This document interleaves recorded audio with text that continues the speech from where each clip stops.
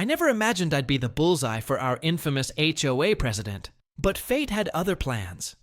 Karen Wilkins had lorded over Sunnyside Estates with a tyrant's grip for nearly 5 years. Mid-50s, with a perpetually pinched mouth and that iconic blonde bob streaked with chunky highlights. She wielded her title like a scepter.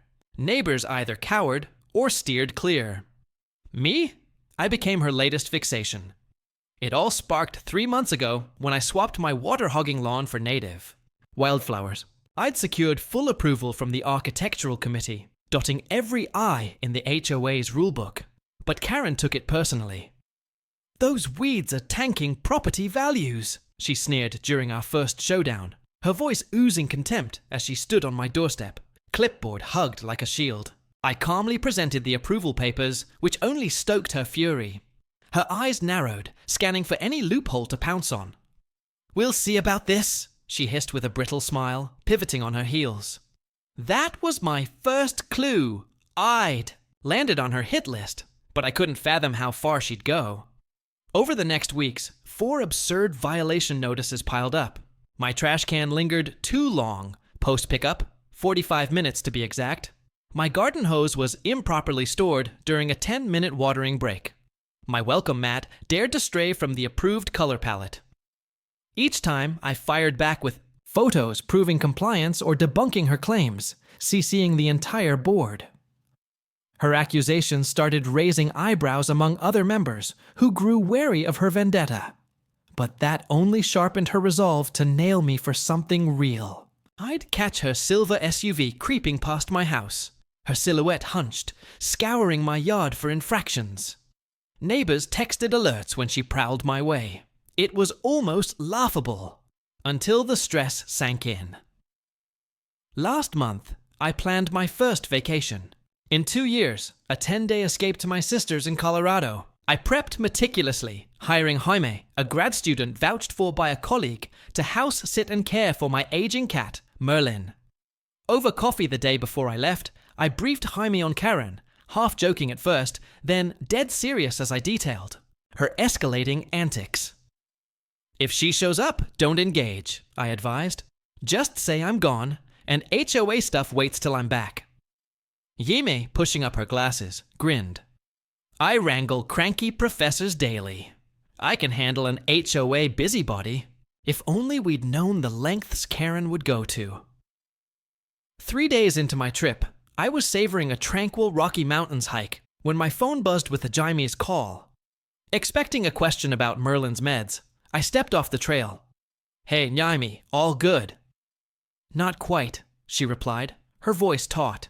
"You need to hear what your HOA president just did." My gut clenched. "What's Karen done now?"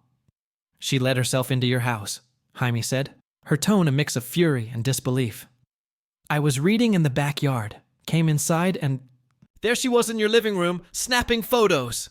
My blood froze, then surged with rage. "She what? How'd she get in?" "She claimed she had a master key as HOA president and could inspect for suspected violations," Jaime explained. "Said someone reported water leaking from your house into a neighbor's yard." I knew it was a lie. "HOA presidents don't have master keys. That's ludicrous. Plus, my house sits elevated. Water doesn't flow uphill." Karen had cooked up a flimsy excuse to snoop while she thought the place was empty. "Where's she now?" I asked, forcing calm despite the storm inside. "That's why I called," Jaime said, a hint of triumph creeping in. I told her she was trespassing and had to leave. She refused, insisting she had every right as HOA president. So I called the cops. I nearly dropped my phone. "You called the police on Karen?" "Damn right," Jaime said. "She broke." The cops just left. They hauled her off in cuffs after she wouldn't cooperate and kept claiming she could enter any home here. My sister nearby shot me a worried look, probably at the mix of shock, anger, and grudging awe on my face for Jaime's guts. I cut my trip short by 2 days, despite my sister's sympathetic protests. I had to face this mess in person. Back. The home. Jaime laid out the full story. Karen had jimmied the side door with a credit card. a trick she later admitted she'd seen in a movie and thought was emergency appropriate. The officers gave her multiple chances to leave quietly, but Karen unleashed a rant about her HOA authority, citing non-existent bylaws granting her free rein to enter homes. The police weren't amused, especially when Jaime showed my texts barring anyone but her from the house. Karen was booked for breaking and entering, criminal trespassing, and resisting arrest after trying to shove past an officer to flounce out the front door, instead of being led out in cuffs. The next day, Detective Rodriguez called, handling the case. She revealed they'd found photos of 3 other neighbors' home interiors on Karen's phone, snapped while owners were away on trips. Karen had been running these illicit inspections for months, logging supposed violations alongside nosy notes about residents' decor and lifestyles. "This isn't just HOA overreach," Rodriguez said, her voice laced with disgust. "It's a pattern of criminal behavior. We're charging her with multiple counts of breaking and entering, trespassing, and privacy violations. Given her role and the scope, the DA is taking it seriously." I attended Karen's arraignment, driven by curiosity and a need to see it through. The courtroom was packed. Word had spread, drawing residents, many scarred by Karen's past bullying. In her orange jumpsuit, Karen was a shadow of the haughty figure who'd patrolled with her clipboard. Her highlighted hair hung limp, her bare face aging her, shrinking her. She avoided eye contact until she spotted me. Our gazes locked briefly, her eyes flashing defiance and dread. The judge set bail at $50,000, citing her serial offenses and betrayal of trust. As charges rolled out, 12 counts of breaking and entering, trespassing, resisting arrest, and privacy violations, Karen's shoulders sagged. Her overworked public defender grew grimmer as the prosecutor detailed how she'd weaponized her role to bully while violating sacred privacy rights.